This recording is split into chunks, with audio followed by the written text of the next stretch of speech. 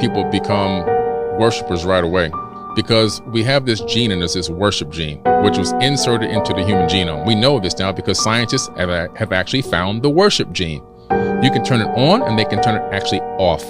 What? Yes, we have a worship gene.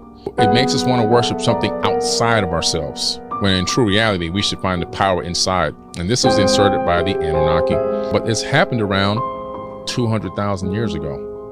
Now, something else happened around that same time.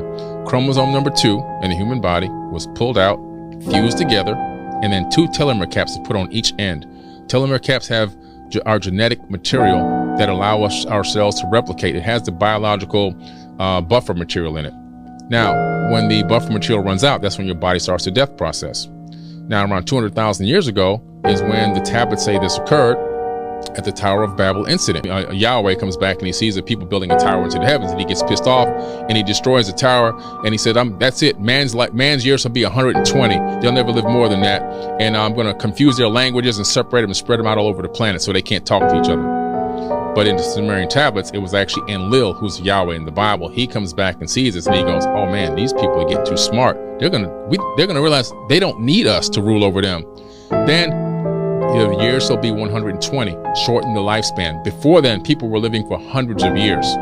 Now the maximum lifespan that they found out at Harvard that a human being could live on average would be 120 if it wasn't for the poison and everything else going on. Toxicity in the foods and the atmosphere.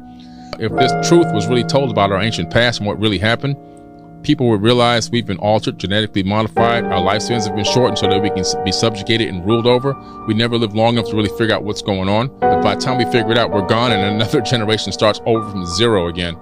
Break this cycle that we're in of this being a boot on our neck and being ruled over by a small handful of people. Less than 100 people on this planet control 8 billion people. Less than 100 people run the lives of 8 billion people worldwide.